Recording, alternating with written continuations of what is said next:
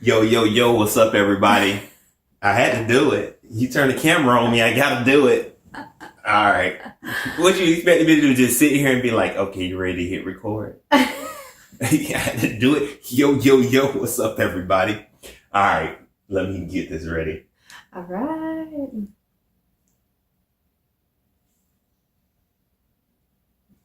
Hey, welcome back, everybody, to another episode of Success in Black and White, the podcast. You really gonna do this to me again? I'm sorry. You know I'm the one that says the podcast. Let me try it again. You really? Why do you keep doing this? Come on. Welcome back to Success in Black and White, The podcast. So sorry. Goodness, you do this to me, and you just started doing this recently. I know. Like, you just cut me off. You don't want me to do my part? You try to do the whole podcast by yourself. You know mine is the podcast. You're right. Okay. All right. Go ahead. Yes. Good gracious. I know. I'm so sorry. Let me get my notes pulled up. Okay. Get your notes pulled up. So today we are talking about something a little bit different, because typically we talk about leadership principles or principles for success. Right. And today we are actually going to talk about the lies that men and women believe. That's right. I thought it would be an interesting topic to really get into, just because I know that there are definitely lies that are pretty standard that women believe across the board. And I assume that there are lies that men believe as well. And so I wanted to get into those and just talk about what those are and how to overcome those. That's right. And with what we're going to be talking about today is based on our perceptions, yes, and our perspective. Mm-hmm. So I'm not speaking for all the men in the world, and I'm assuming that you're not speaking for all the women in the world. No. All right, cool. I'm not speaking for all. That was our disclaimer. You know, people gonna come back at us and be like, I don't believe that. I don't believe that. So I just wanted to make sure I put that disclaimer out there. This is based on our perception, our perspective. Yes, agree. Right. Okay, cool. Yes, definitely agree. So, do you want to do life updates first? Yeah, we can do a life update. Okay. What do you have? Well, obviously, you know what I have. We just came back from a trip. We did come back from a trip. We went to the beach. We took our first family vacation as a family of 4. Yeah. To the beach. Yep. So it was a trip. It was a trip. It was fun. You know what? I'm not going to even front. It was fun to see the kids enjoy themselves, even though we worked the entire time. Yes. Yeah. Family trips are not like vacations for the parents. No. Like, you don't get to rest. Nope. Or relax. Nope. Or take any time for yourself. Nope. But they had fun. And they had a ball. It brought me joy to see Vaughn have his first beach time. Yeah. And then to see Anna be able to go back to the beach, but to see her interact and have fun and play with her brother. Yeah, like, that was fun. Like, that brought me joy to see that. So yeah, they were very cute together. Yeah. I agree. So that's my life update. I enjoyed and got joy out of seeing them enjoy themselves. And I know we work very hard, and that's part of one of the reasons that I work very hard, because I want to give back to them. Yeah. And that's one of the things that I enjoy and that I work hard to do, to give back to them. So we had a chance to do that this past weekend. So very excited about that. Yeah. Also looking forward to a vacation. Like without the kids? Without the kids. Me too. We were talking about it on the way home. Like, where can we go that's just the two of us with no children? Yeah. I guess another life update. Our best friends, or my best friend, which is not her best friend, Jamal and Lori, we got a chance to stop by and visit with them, and Lori had her first visit with Devon. Yes, she got to meet him for the first time. She got to meet him for the first time, even though Jamal met him when he was born, because he came up with the fellas, and they came to visit me and check on me. And I know it's not because Lori just didn't want to, just the way that things played out, because they also have 2 kids as well. Yeah. So she hadn't had a chance. Yeah, she hadn't had a chance to meet him. He was so cute, though. He was like flirting with her, and like he would like duck and dodge and like look at her and like flash his dimples and his blue eyes and bat his eyes at her. Oh my goodness. So I definitely wanted to share that because they are family to us. They're family. So she had a chance to meet them and we had a chance to hang out with them. Yeah. And they had a chance to go and play with Kyla and Xavier. Yeah, they're other kids. Yeah, that was fun. Yeah, that was fun. I guess, I'll check with Jamal. I just said his kid's name's live. I know. Please forgive me. Nah, I'll check with him to make sure. I don't think we'll have to edit it out because they're good people. But yeah, I just said his kid's name all out in public like that. They like family. It's all good. Yeah, they family to us. Yeah, that was fun. I wish we lived closer. I wish we had friends. That's the first thing we said when we got in the car when we were leaving. I was like, dang. Yeah. It'd be nice to It'd be live so close. Nice to be there, yeah. And that's like your brother. Yep. I mean, you guys grew up together. And, yeah. Episode 3. Yeah. I think it's 3. Maybe. Yeah, 3. Episode 3. Go back and listen. Yeah. All right. They're good people. Yes. I was trying to think if I have life updates. I don't know. I know this week for sure is the Teacher Appreciation Week at daycare. Yes. So I just want to say to anybody out there, if you are a teacher, thank you so much. We appreciate especially if you are a daycare teacher, because God bless you for spending 8 hours a day with 2-year-olds. Yes, definitely. When I walk in there, I'm just like, somebody get me out of here. Like, we appreciate let's you go. so much. Yeah, we appreciate you. So if it's Teacher Appreciation Week for anybody else, we appreciate you. We know it's hard work. We see it. We love you guys. Yeah, shout out to the teachers. Shout out to my sister Priscilla. Yes. She's an administrator now, but she was a teacher for some years. Yeah. And now she's an administrator, but still shout out to anybody that does that as a profession. I commend you. Y'all should get paid more. Yes. Y'all are the real MVPs. Yes. Bless you all. Okay, well, let's jump into our episode. Okay. I really, I don't know why my brain came up with this topic. I mean, you were game for it, which is good. And then I started getting into it and I'm like, gosh, I hope this is, like Daryl said, probably a disclaimer. Like it may be, lies that we think that are perpetual amongst the genders. Right.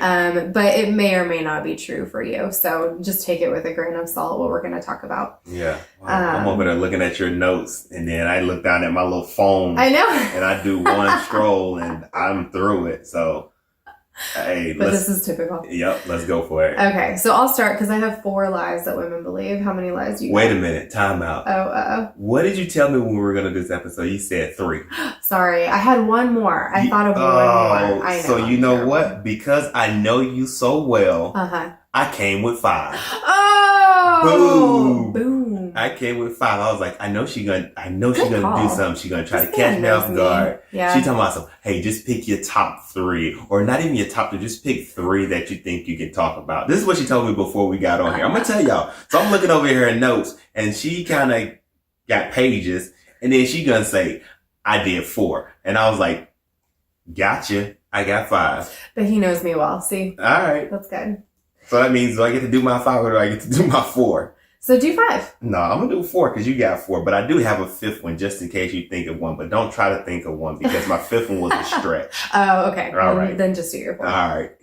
Okay. Do you want me to start or you want to start? You can start. Okay. Let's go back and forth. So we're doing like a women and then men. Okay. All right. So the very first lie that women believe is that, this is the first one I thought of, and I think this is a lie that's perpetual because I not only have friends that I've talked to about it and we all feel the same way, but I see it online a lot. Like it's on social media and people are talking about it on social media. So I think this is a pretty widespread lie, and that is the lie that if you are a career woman, then you're not a good mom. So like you have a full-time job, then you're also not a good mom. But if you're a mom, like maybe you're a stay-at-home mom, then you're not a good career woman. And yeah, but this is interesting. I'm going to assume that this is probably not a lie that men have heard about themselves or that you think about yourselves. Like you probably think I'm a good dad no matter what, right? Whether I'm at home or whether I'm working in a career. Right. Right. So this is pretty prevalent, I think, just from talking to other women and just online, just articles and stuff. I think that this is internally for me, this is the one that I fall victim to the most often. And I think about, even for example, like last week, when Vaughn was sick and we had to keep him home, I felt like I don't feel like I'm being a good career woman because I also have a full-time job, but I'm at home with my sick kid. And so I feel guilt that I'm not in the office.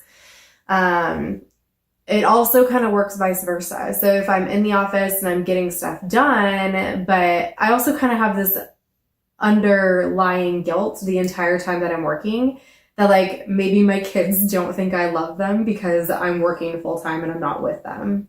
But I think this is pretty widespread. Like I think that women especially kind of fall victim to this lie that you have to be one or the other and you can't be both. I think that's true. I think that is counter to one of my lies about men. Really? Yeah. So I'm not going to talk about it right now because it's one of mine, but I definitely agree with you because I have, a lot of sisters and a lot of nieces and nephews, and being the mother and playing that traditional mother role is something that if you've been brought up in that environment, that sticks with you and it's a part of who you are.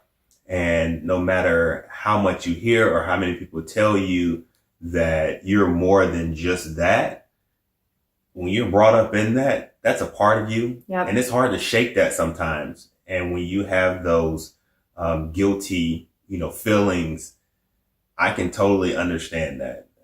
But it's hard for me to tell you that. Yeah, it is. It's not true. Like, don't, I'm telling you. Yeah, but it's not true. Why are you stressing over that? I'm like, your job's going to be there. Yeah. The work is going to be there. Yeah.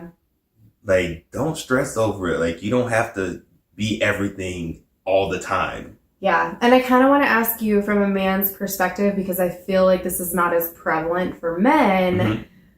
Do you have advice for women to just kind of chill and relax and know that you're both a good mom and a good career woman, no matter what role you play in your full-time life, whether you're a stay-at-home mom, whether you have a career and you're working full-time? Like, what advice, as somebody who works full-time and you consider you're a good dad and you consider yourself a good dad, what advice do you have for women to kind of overcome this? So, I really don't have advice for women. So let me put that out there. I don't have, but I do have advice. My advice is not for the women. My advice is for the men. And when you were feeling like that, I took it offensively, and personal, because I felt like it was directed towards me. And I was like, well, what can I do to help you navigate through these feelings, to navigate through these thoughts?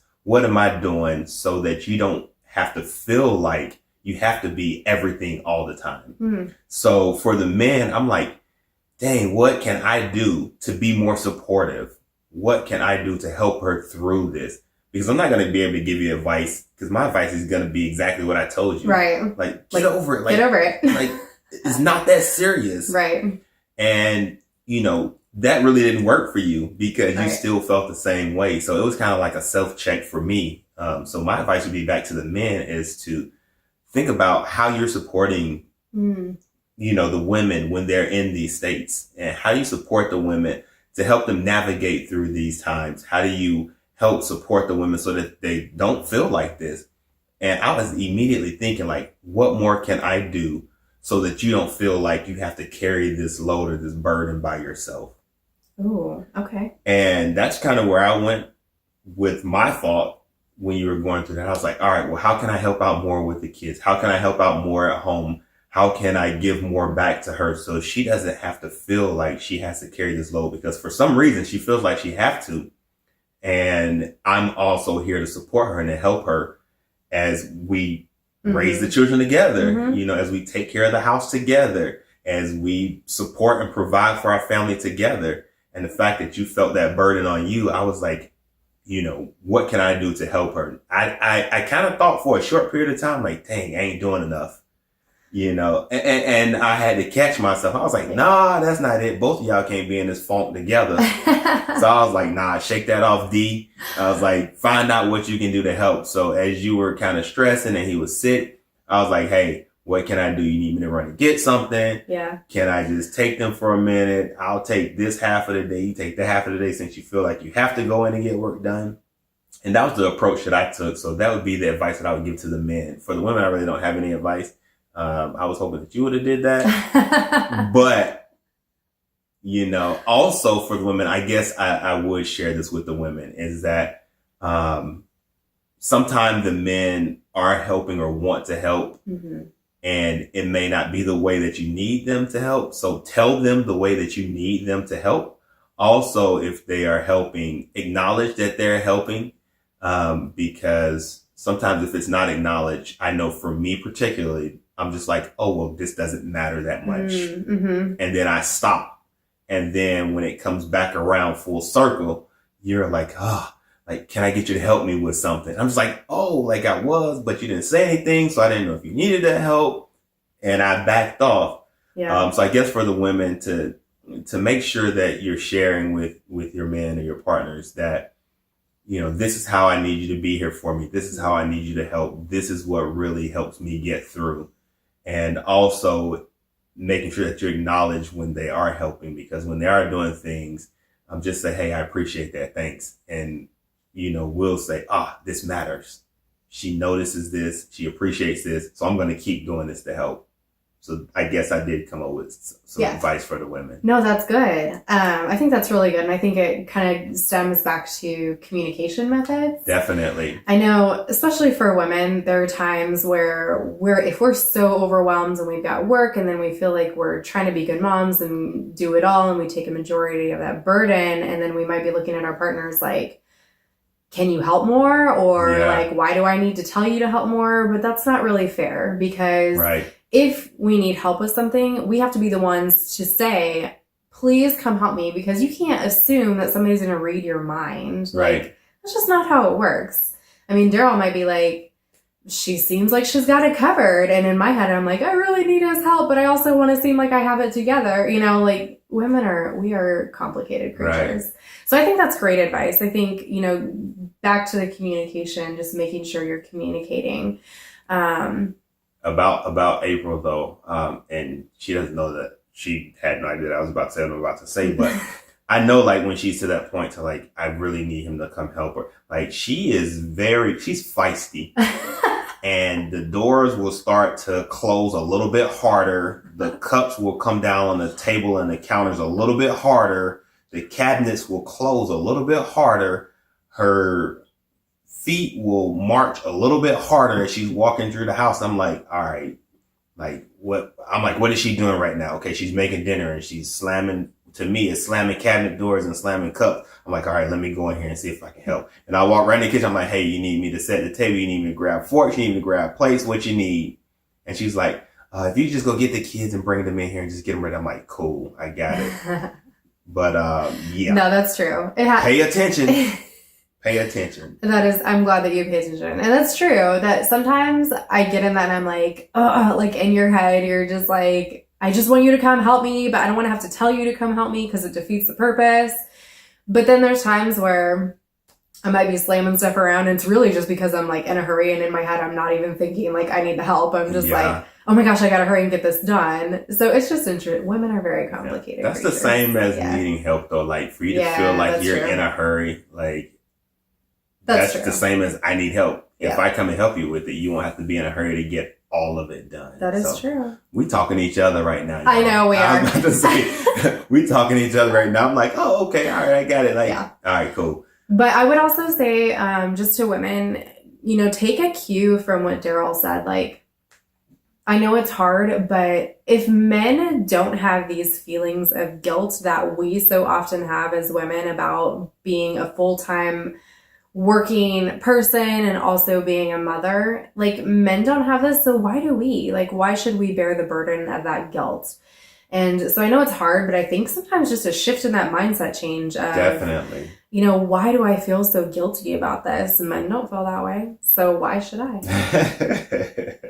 Yes, what she just said. Yes. So that was helpful. So what's your first lie that men believe? All right. My first one, and I went all the way there, is you have to be tough all the time. Oh, okay. And being tough is a determinant of your masculinity. And growing up, I always heard stop being so soft.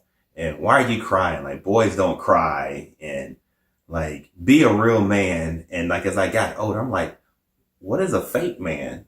I don't know. That's just kind of just a question that I ask. What is a fake man? But growing up, I learned how to bottle a lot of my emotions because I was supposed to be tough.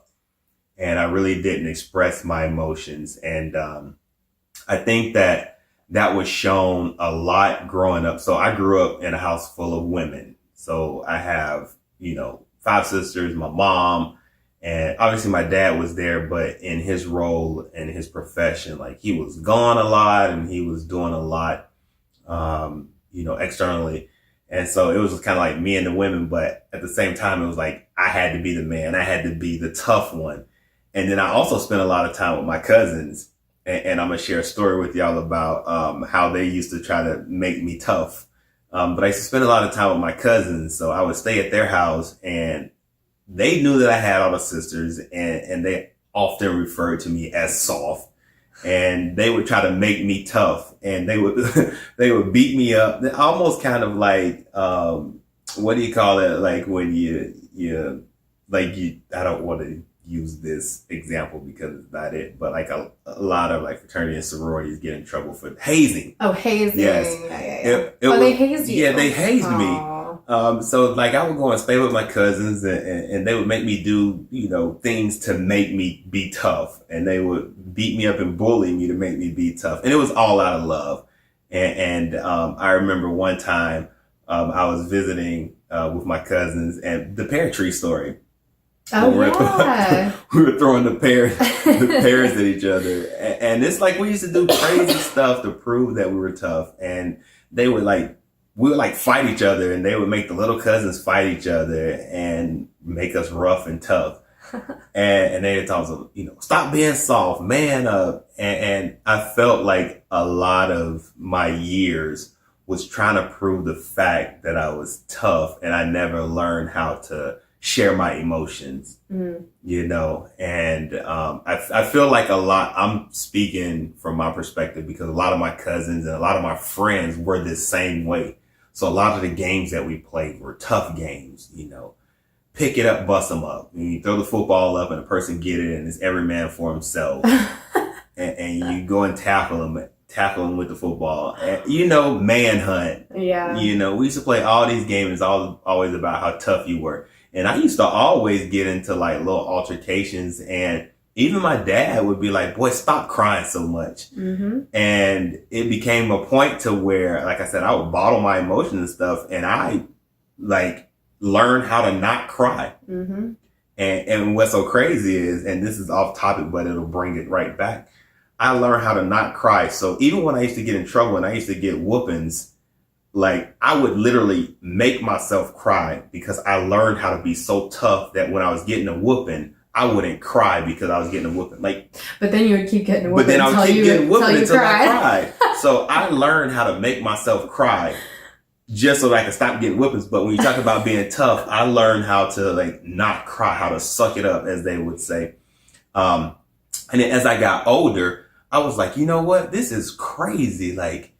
Why am I being tough? I'm hurting inside right now. I need to go chill. I need to go reconcile with myself. I need to go get right. Because being tough, you bottle it up, and then you have either those explosive moments or either you bottle it up so much that you break down on the inside. Wow. So as you got older, how did you teach yourself that it was okay to have emotions and show emotions? And is there an appropriate time to? Is there not an appropriate time to? How did you teach yourself that emotional intelligence and how to regulate? Definitely. I think that the first thing that I really had to do was to get in touch or in tune with myself because I used to bottle it up. And for some reason, like I would bottle it up and then I would tell myself, you good, it's all good. But I really wasn't. And it would just pack down. And then like every now and then I would have like blowouts, and no matter who it's with or what it was about, it would just be real big. And even if I got in trouble, it would just kind of be like whatever. And that would kind of be all of it just out. So I started to just kind of get into it myself. And when I was feeling a certain type of way, or I'm like, like I just got so much, emotions and I want to get this out, but I got to be tough. I'm like, all right, just get it together, get with yourself, meaning I would go in my room typically, and I'd just be like, all right, cool. And I would find stuff to do in my room. And that's kind of how I started like building stuff, putting stuff together, drawing. I used to draw and color and do all kind of crazy stuff just to get it out. And like, dang, like, got to get over this, man. Got to get over this. And like at a point in my life, I realized that, all right, what's another way that you can do this without closing yourself off in a room? If you're out and about and something's not going your way, and you need to check your emotions without being tough and holding it in. So then I found out, all right, and that's when I started walking.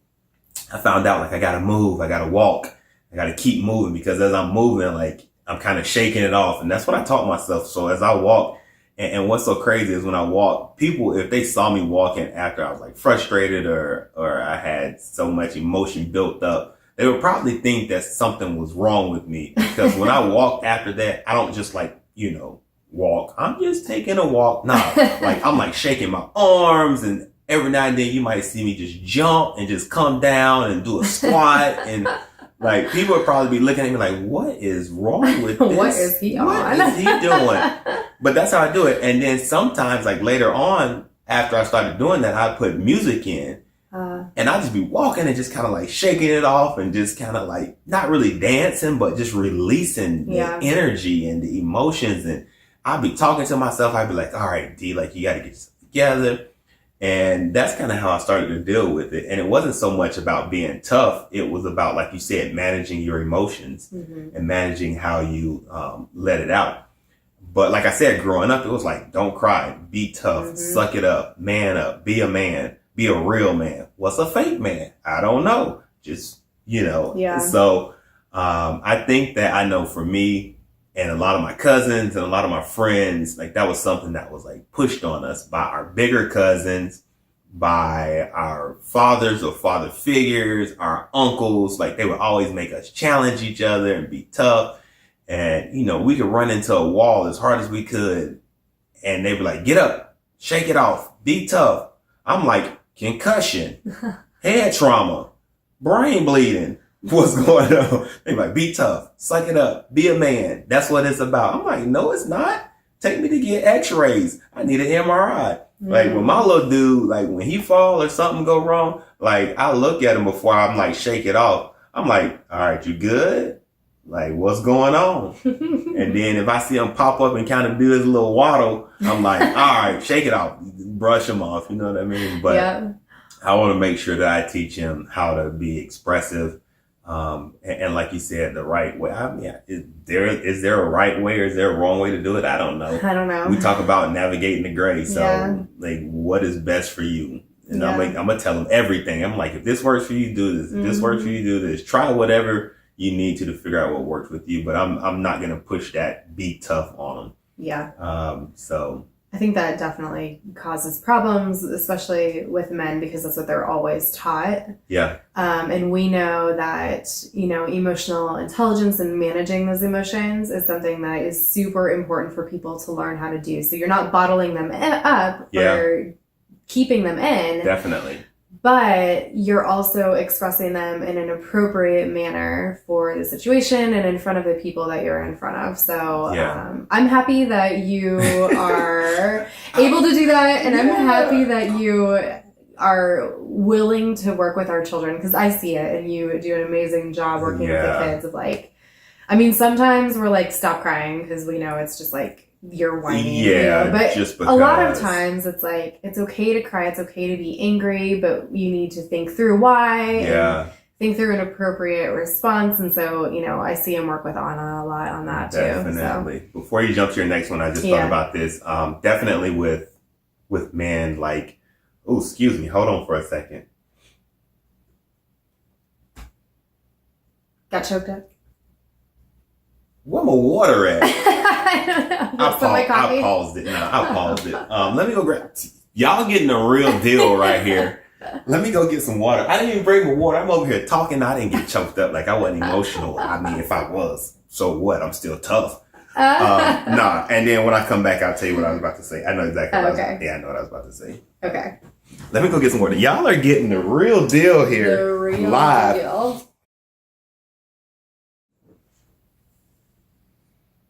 With men who have to prove that, like, they're in charge or they're big man on campus, especially when somebody tries you. I'm going to use the term try you. You know what I'm saying? Like, oh, he tried me.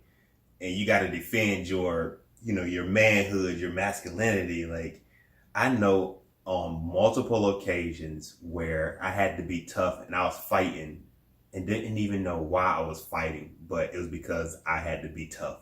Mm. And being tough sometimes mean walking away from a situation. That's true.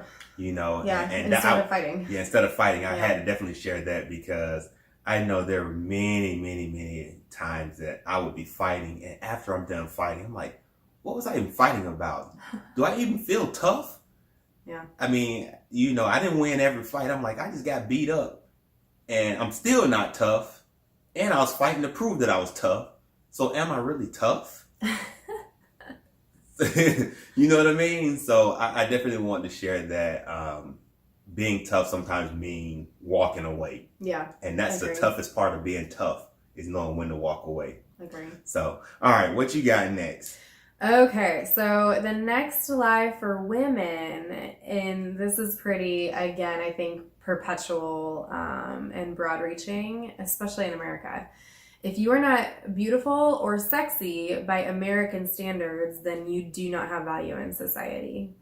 And that was a sad one for me to type, but I think it's really true. I think that women feel like they have to portray this image, and I think that social media really helps perpetrate this lie and this belief. And the thing about social media is it's really mostly fake. I mean, you think about it and like... Most of it. Yeah, all these women, especially the women on there that you see, like everything is curated. So they have these... a lot of women will get like lip fillers and injections, or they'll like get their eyebrows done. I can't remember what it's called. You like get your eyebrows tattooed on, and you have a lot of money maybe, and so you have new wardrobe, and you're like working out 17 hours a day. And so you look a certain way, but it's not real. And then there's kind of this lie that's like, I woke up like this, and I love Beyonce a lot, but that whole, I woke up like this, like I don't do anything and I just look like this when I wake up. And I'm trying to hold it together over here and I'm looking at you crazy right now. Yeah, why are you looking at me like that? Because you said women get their eyelashes tattooed on. Their eyebrows. Oh, eyebrows. Mm-hmm. They get their eyebrows tattooed on. Yeah, there's a certain term for it, and I can't remember what it is. Don't tell me nothing else about it. Keep going. Okay. I got to keep it together for the rest of this episode. My goodness. And I'm about to lose it right now. I was looking at you like, wait a minute, did she just say somebody get eyebrows tattooed on? Maybe, I guess I'm not on social media enough to see this. Now, when we get done talking, I'm actually going to go and look up. Go look up. Tattooed eyebrows. I mean, I kind of get it because, I'll do my eyebrows, with, a powder every day, but I know men don't get that. Oh, my goodness. Tattooed eyebrows. Yeah. But here's the thing. I think when people, especially other women, make it look like I put little effort into looking like this, or, maybe they spend a lot of money, or they have a... what do you call them? A beautician or an esthetician. And then they have a stylist, and they've got hair people and makeup people. Yeah. And then the rest of women feel like, well, I don't look like that. And so I don't have any value in society because my society is telling me that my worth and my value is in my looks. And to me, it just, I mean, I get it. Like, I get that. And I think you want to look your best, but at the same time, like, we're all going to look different from each other anyway. Definitely. And a lot of that comes from the reality TV as well. Yeah, that too. Man, the yeah. Kardashians. Oh, we're not calling people out by names. Well, but you know what? The Kardashian, like, people go in, women will go in and ask for a Kardashian butt at a plastic surgeon, or they'll ask for the Kardashian nose. And there's nothing wrong. Like, they're very beautiful women. And I'm sure that there is a lot of good that they have done in society, but it's definitely... Way to clean it up. Good job. The reality, the reality TV. Way to clean it up. Yes, Girl, you know? Like, I'm never going to look like a Kardashian. Yeah. Let's be real. Yeah. But it doesn't mean that I have less value or worth. Yeah. And I think that's the true. point where women will get really caught up in, I have to look a certain way, I have to have a certain image, or I have no value and worth in society. That just makes me really sad because there's so many more things that women contribute to. So, yeah. I have 5 sisters, so. Yeah, you know. I know. Yeah. And definitely with them, I love y'all. I know y'all listen, or at least I hope y'all listen. And if y'all don't, then shame on you. But if you are listening to this, I'm talking about you. So my sisters, they had a hard time with this growing up. You know, our background and in the church and like the stuff that they used to have to wear. They didn't start wearing pants until, right. I don't know. So they had to wear the long dresses, the long skirts, no makeup, no piercings, hair a certain way, like very like natural. I mean, nothing's wrong with natural, but like everything. Whereas their friends and things were wearing pants, and they were wearing the stylish stuff, and they were getting hairdos, and some of them were, you know, lip gloss and different things like that. And my sisters them couldn't do any of that, and I actually witnessed them getting bullied because of certain things like that, because they didn't look a certain way or they didn't fit into the society norm. And I actually witnessed them getting bullied and getting picked at, and I even defended them some of the time for that. And that was a lot of reasons why I got into a lot of fights, because I would defend them. I remember you said that. Yeah, I remember on a bus one time we were going to school on a bus, and this girl named this girl, sorry, I didn't mean to say her name, but she probably don't listen anyway. Felicia was her name. She was picking on my sisters, and I knew Felicia had older brothers, Travis, or cousins and brothers, and Travis and all of them. So Felicia was picking. I'm just like, I stepped in and I was like, hey, like, ha ha ha, like funny. Like, okay, you made a joke, but have you looked in the mirror recently? And then her brother said something to me, and then I was like, what's up? Yeah. And that's when I had to be tough. And we were scrapping on the bus, and then I got spun off the bus, and then I got a whooping when I got home, and then I had to walk additional distance to get to my cousin's house to catch a ride to school. Like, it was crazy, but I remember specifically talking about what you're talking about now, and the American standards and what the young ladies wear and how they dress and how society perceives it. And I remember my sisters them getting bullied because of that. But now, I mean, they're beautiful. They were beautiful then, they're beautiful now. And they've kind of adjusted and changed a little bit and kind of do their own thing. I think for women, that's the key to this, is that there is beauty in our differences. And there's a lot of, like, if you look a certain way, like, I remember the craziness that was maybe like a year or two ago, where like these teenage girls would like suck really hard on like a bottle to inflate their lips. The fat lip girls? Yes, which is super dangerous. But it just, I don't know. This one makes me really sad, because every woman is beautiful. And instead of looking at in our differences in ways that make us beautiful, like, you have freckles, you're beautiful because of your freckles, not, don't cover them up. Or like, your hair is super curly and mine is super straight. Like, we can still be beautiful. We don't have to look the exact same way. And I just think in America, we're not good at this. Women are often seen still as sex symbols, and that means that we have to look a certain way. And that means that if you don't look that way, then you don't feel like you have value. Yeah. So We take this one personal though with our daughter because Yeah. she is gonna look different in a lot of her settings. Her Yeah. hair is curly and her skin is dark, and Right. so we want to make sure that we're instilling in her that you are beautiful because of who you are, Who not you because are. of how you wear your Yeah. hair, not because of makeup, not because of the Right. clothes you have on, but because of who you are. And if anybody tells you anything different, tell them to come see your daddy. See the daddy. And I think it's important too to understand that you can do, like, women are beautiful even when they do wear makeup, or if you choose to wear certain things, like, that's perfectly fine. It's just when you get caught in the trap of, I want to look so bad like somebody else, Yeah. that I don't want to look like myself anymore, and then your self-worth goes down. And the reality is, like, you have so much more to contribute. Right. Besides, everybody gets old and wrinkly and dies anyway, so you're not always going to be young and beautiful. It's true. I got grades coming in now, so. They're so good. You look so good. God. So handsome. All right, but this is about you and your lie, though. Okay, well, let's move on to your next lie. All right, let me pull it back up. My second lie, which I know what it is, but I'll just read it off of here, is that, and once again, this is based on my perception, my perspective, is that my value is measured by how I compare to other men. Oh.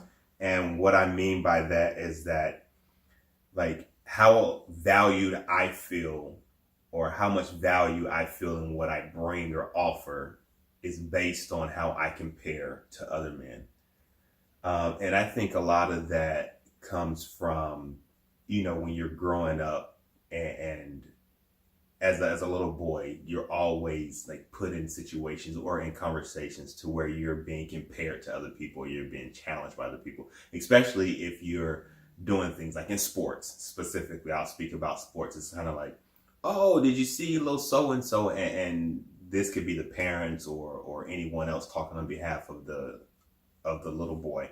Oh, did you see so-and-so? He did X, Y, Z. You're like, oh, well, did you see my so-and-so? He did X, Y, Z. Oh, well, my so-and-so scored 10 baskets. Well, my so-and-so scored 12 baskets.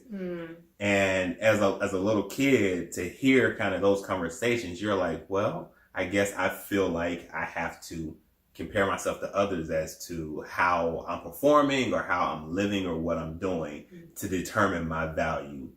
That was just a sport analogy, but just as a person, when you think about it, for me particularly, my dad used to cut my hair when I was little, and by no means was he a professional barber. And I love my pops, and me and him can have this conversation if he want to have it, but he used to give me the bowl cuts, right? So if you don't know what that is, that's basically if you take a bowl, put it on your head, cut around the bowl, and shave everything below that off, and then leave the rest up there. That's how my mom used to cut my sister's hair, so. Oh, I'm sorry, Chantel. You're all good. Oh my goodness. So I used to get the bowl cut, right? So when I used to go to school, like, people used to make fun of me. And when you're talking about your value based on being compared to other men, because I didn't have the fade or, the clean all around cut or the sharp edge and tape like all of the other boys, like, I felt devalued because I would compare myself to them based on them making fun of the haircut that I used to have.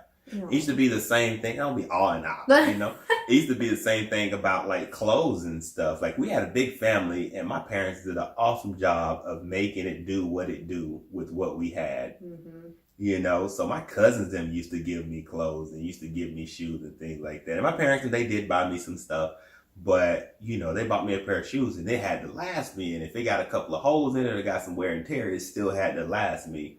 Whereas other families may have did different things for their kids. And I would always compare myself to what they had. I'm like, oh man, I got on these Walmart shoes. They wearing Nikes. Oh, devalue myself. Oh man, they got on this and I got on this. Oh, devalue myself. And that's something that as a man, like, we've learned, and that kind of stuck with me as I grew up and got older, and even into the sports. When I started playing sports, I'm like, all right, I got to work a little bit harder. And, in the weight room, this person's benching 135 as opposed to being happy for this person benching 135 and me doing the best that I could and lift what I could. I'm over here like, dang, I got to figure out how to get 135. In middle school, I'm like, geez. And I spent so much time chasing what everybody else was doing because I found value in everybody else because I was comparing myself to them because of something that I had learned. And a lot of men deal with this. If you think about it, you know, when you drive around and you see somebody driving in a nice sports car, I'm like, dang, I got to get one of them. Like, for what? Why do I want a Lamborghini? Like, I'm 6'2", almost 6'3". Like, I got to squeeze into it. And then if I want it to be custom, then I got to make enough money to get it custom. Like, this is crazy. I don't even really want no Lamborghini. You know what I mean? It's like one of those things. So when you base your values off comparing yourself to others, I think that's something that men do a lot. And that's a lie. Like, you're not valued based off how you compare it to other men. You're valued off what you see in yourself. And that's what it really comes down to. And sometimes it could be difficult and challenging to do that when society, which we were talking about for you, puts certain expectation on you because of who you are. And I think that for me personally, I had to learn how to navigate through that too. Man, I didn't learn how to navigate through a lot of that gray area because none of it is ever just like in black or in white, pun intended. But like navigating through that gray of those hard times of dealing with those different situations when you're in the midst of them. Yeah. So. And I'm happy. I mean, I'm not happy to hear you say that, I'm but about to say, you're happy that I'm devalued? No. Go ahead. But as a woman, I think that this is something that is kind of like going back to what I was talking about before with beauty standards. Like, this is just something that we do as well. So it's good to hear that women are not alone in this and that men are not the all confident, all powerful beings that you tend to seem to come off as. Right. Because for women, we do this too. We compare ourselves like, you know, do they have a better job? Do they seem like their home life and their kids are, you know, behaving nicely? Or like, you know, did the other woman get to go on that vacation? Like, how did they have all these new clothes? Like, it's just, it's something that women deal with as well. So. And what's so crazy is it's become like an underlining like thing. Like when I see my cousins and we do this all the time or other people and they're like, hey, what's up, man? Hey, I'm just trying to get like you, man. Yeah, you do say that. I say it a lot, yeah. and it just comes out naturally. Right. Just because. It's almost a greeting. Yeah. Hey, I'm just trying to get to your level, man. Yeah. Hey, you know, I'm just trying to be like you when I grow up. Yep. Like, and you say that, and now that I'm thinking about it and we're talking through this episode and it just registering with me as I'm thinking and talking through some of my life experiences is that's kind of how it is. Like, we've learned to accept that and put that into ourselves and base that on our values. It's like, I'm trying to get to where you are, man. I'm trying to be like you when I grow up, because you're just thinking about like, all right, they live in this big house. I'm trying to get like you. They drive this nice car. I'm trying to get like you. Disregarding that you got a house, you got a car. Yep. You know, it may not be what you want or what they have. No, I'm just trying to get like you. I'm just trying to be like you, man. That's so funny. I hear you say that often. I know. That's funny. Now I'm going to be aware. Yeah. Jeez, come on. Let's keep moving. Okay. So I'm going to do one more lie that women believe just because I want to respect the time that we have left. Look at there. See? But we came prepared, though. But we came prepared. We was ready. You do one more and then I do one more. Okay, cool. All right. Okay, so I'm going to do this last lie. I think is, again, this is true for me and definitely in the past, like early on in our relationship, this was true for me. But I think that women struggle with this just from talking to women and from like seeing different articles and seeing different things on social media. The lie is that women can change the course of their relationship. And that's a pretty powerful lie that women tend to believe. I think because of the fact that women are naturally nurturers, even if it's not your personality to be very like emotional and like, you know, come here and let me hug you, you know, whatever. You're still regardless a nurturer because women at our core are nurturers. But with that comes the fact that we may think because of that, we can influence the way a relationship goes. I know like in the beginning of our relationship, I was like, if this relationship fails, it's on me. Like the blame would be on me. Or like if this relationship goes well, it's because I helped it go well. Like I allowed it to go well. And as time went on, I realized like that's not true. I had to do a lot of self-work to understand that for me to be in a relationship and be happy, I could only control myself.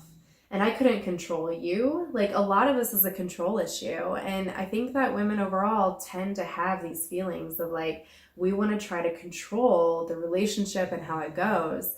But all you do is make yourself miserable when you try to do that because you can't control somebody else. You can't control how they're going to respond. You can only control you in relationships. And it can take a long time to really figure that out, especially if the relationship is new and you really want it to work and you're really pulling for it and you're like, well, if I do this and this and this, then I can control how this relationship goes.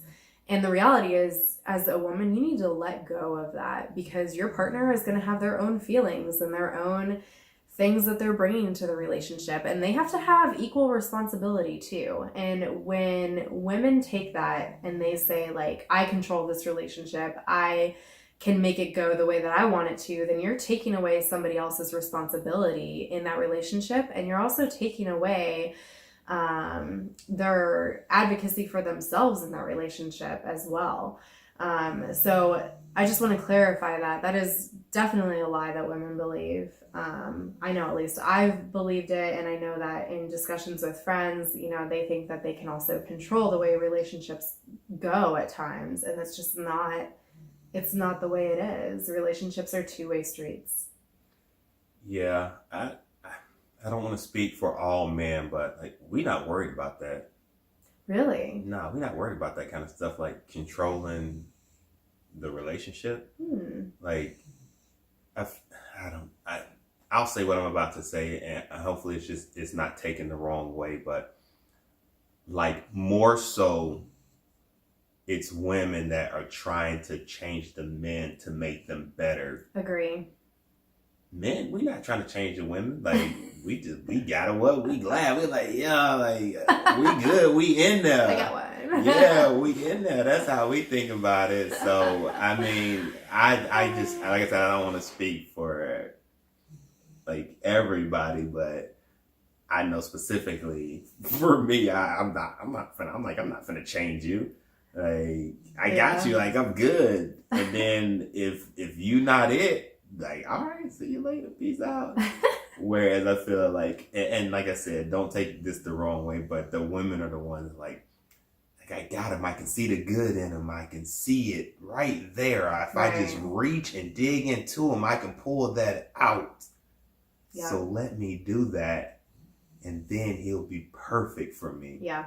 Whereas men, we like, nah, you tripping. Bye. Oh, look, there another one is over there. Like, but like I said, I don't want to speak for all. No, I mean, I think that's pretty accurate. I think women think that they can, like, oh, I can change him. Yeah. Or, oh, I can change this relationship. Or, where men, I feel like, are more laid back and just go with the flow. Like, you're either with me or you're not with me, you know? Yeah. I really feel like that's true. Like, I'm over here balling, like, you see me, I got her. And then I'm like, nah, this ain't working. I ain't finna try to change you.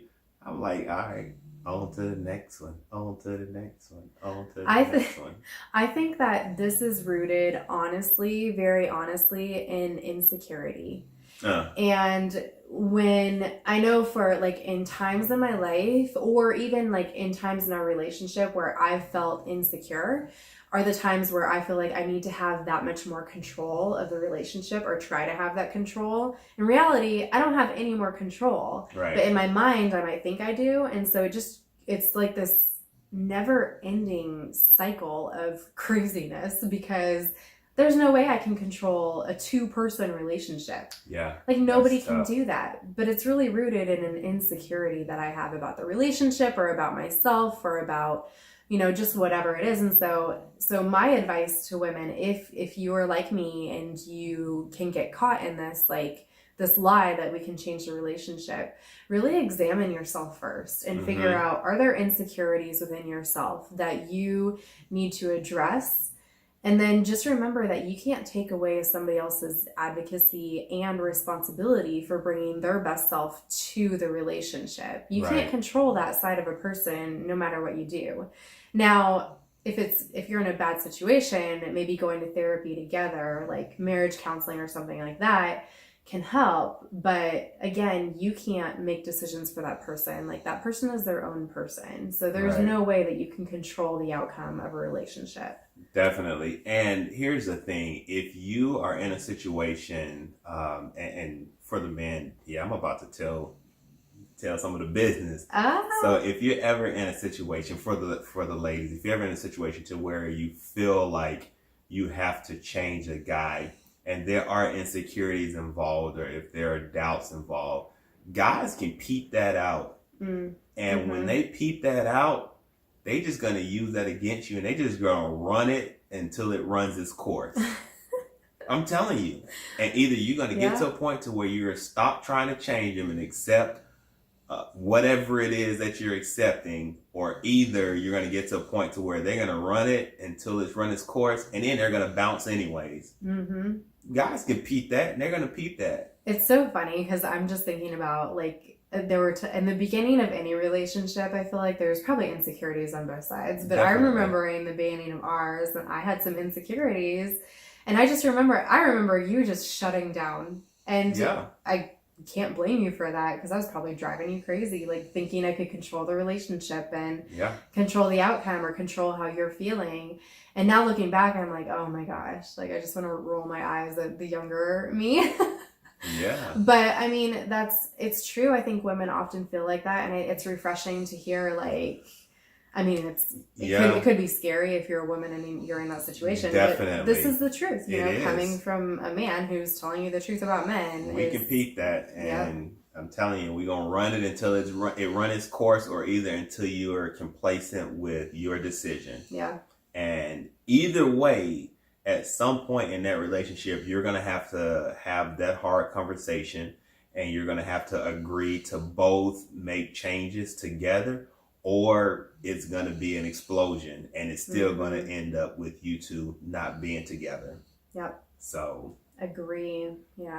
I'm sorry, guys, putting the business out there, but to the ladies, like, that's just how it is. The real. It's the Real talk. So what's your third lie? All right, I'm going to actually skip my third, since we're only really going to do three, and go to my fourth. Right. And I know specifically this is a lie that I've taken on and that I've experienced and that I've seen growing up through my own daddy and through other men that, I've been associated with. But the lie of not asking for help, or you don't have to ask for help, or you're not required to ask for help. I'm like, now thinking back, I'm like, this is the biggest, when you want to talk about lies, this is the biggest of them all. Because growing up, what I experienced and what I was taught, being a man, you don't have to ask for help. It's your duty or obligation to figure it out because you're a man. Wow. And I'm like, looking back, I'm like, man, do you know how much stress and how much burden and how much I put on my shoulders of trying to figure everything out as a man? So basically what you're saying is, I need to be an expert at everything. I don't want to be no expert at everything. That's why there are other people here living with me. Right. For you to be an expert in your area, in your domain, and rely on other people who are experts in their area and their domain to help you. Yep. And one of the biggest lies that men live by or believe is that you're not required to ask for help. Like, you need to figure it out. Go figure it out. And I remember growing up, sometimes when I be trying to do things, I'm like, hey, Pops, like, hey, can you help me with this? Hey, go figure it out. You'll get it. And I'm just like, what?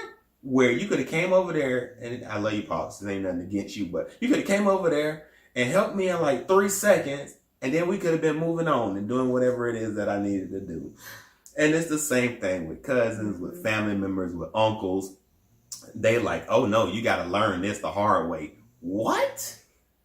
I'm like, learn this the hard way. You come over here and help me so that I can learn it. Yeah. Now you got to learn like I did. And that's that old school, you know what I mean? That old school mentality. And I totally get it and I understand it. But moving forward, that's not a tradition that I'm going to keep with my son, and that's not a thing that I'm going to keep on myself now. If I need help, I'm like, hey, can you help me with this real quick? Hey, can you show me how to do this real quick? Hey, I don't know where I'm going. You know where we going? Cool. Let me pull over real quick and see if this person can give me a landmark or some description of where we need to go. Like, it don't bother me. I'm like, hey, go ask somebody real quick. Yeah. And before, though, it wasn't always like that. And that didn't happen until I was like in my 20s.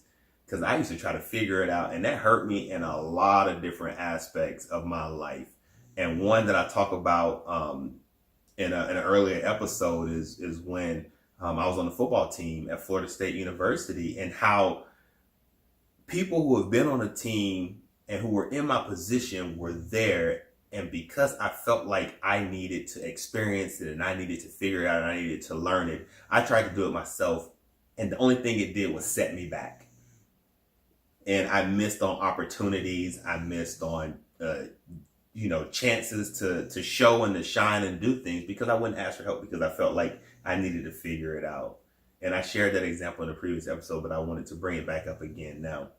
And even with relationships, like going to talk to somebody as a man to get help to navigate the gray of your relationship is something that me personally, I was like, dang, I had to skip out on because we're going to figure this out. We're going to get through this. We're going to make it through. And I'm still a little hesitant about it just because that's just a part of who I am. But I'm definitely open and willing to work through that because I do it with driving directions. I do it with this business. I do it with everything else. And I'm still working on it and trying to learn and figure out how to navigate through this relationship. But that's just something that men, and I know specifically men, I'm not going to say all men, but a lot of men that I know have been taught growing up, like, you're not required to ask for help. Figure it out. Like, that's a part of manhood. So when you want to talk about one of the biggest lies. Yeah. And it's funny because since I've known you, I've known the you that will ask for help. Yes. So it's funny to hear that. And I know you've told stories. Lucky you. Me. Lucky me. Agree. But yeah, I mean, you've never had any issues with like, look, I don't know what I'm doing. I don't know where we're going. Let's figure it out. Like with the business, like we are trying to curate something ourselves, but there's definitely been times you're like, let's get an expert. Let's get an expert opinion, which I appreciate. And then there's times that I have pride too, and I'm like, no, we can do this ourselves. And you're like, no, we're just going to get an expert. Yeah. But I mean, yeah, asking for help is something that I've seen you do over and over again. Yeah, I don't mind it at all. I mean, I'll even go this far, like how we were talking about Jamal earlier. Like, I remember there was a time when I was like financially strapped. And, this was before we had kids, before he had kids. And I can share this story. Jamal let me come live with him. Yeah. You know what I mean? And probably one of the toughest things that you can do is have recently gotten married and then let your brother come live with you. Yeah. This dude, but when you want to talk about figuring it out and you want to talk about not asking for help, like, I was like, hey man, like, I need you right now. Yeah. And this dude, he's family, and he let me come live with him. I'll forever be grateful for that. And I don't even know if I've ever shared that story. One day I'll talk about that full story of how I ended up living with Jamal for like a couple of months and his wife Lori right after he got married. Yes. And they took me and let me live with them. We should do an episode with them to talk about how that was for their marriage. Yeah, I don't know. They probably had side conversations and Lori didn't know me as well. So I'm pretty sure, what she had to say about it was differently than what he was expressing to me. But no, they're good people. Yeah, they are. But definitely when you talk about asking for help though, like, that's hard. I could have easily been like, I gotta figure this out. I'm gonna sleep in my car and I'm gonna do all of this stuff. But this was past when, in my past, I probably would have did that, but I'm like, no, bump that. I'm like, hey, dude, like, I need you right now. Like, I'm struggling. I ain't got it. Yeah. And he was like, I got you. And if he wouldn't have did it, I would have asked somebody else. You know what I mean? Not that I mean, I knew he was going to do it, and I went to my first yes because I knew it was going to be a yes. Yeah. But nah, definitely, I'm more open to asking for help. I just hope more people, just in general, not even men, just people in general, would be open to that. But I know specifically for men and how I was brought up and how a lot of the men that I know were brought up is to figure it out. Yeah, agree. So I think we did good with our 3 lies each. Yeah, definitely. I know we had more, but I mean, Yeah. I think those were, at least from my perspective for women, those are probably the top 3 lies that I believe that women believe. I think I saved my third, which was, I think, could have been my number 1. Oh, geez. Yeah, but no, I got to it though. Okay. I got to it. Yeah. So it was really my 4th. Oh, okay. But I made it my 3rd. Oh, okay. But it could have been my number 1. You do the math. I can't do that. No, I haven't. So, all right. Well, yeah, I think we're good. That was good. That was a good one. Yeah, I enjoyed that. Yep. All right. Until the next time. Till the next time. We are out. Bye. Bye.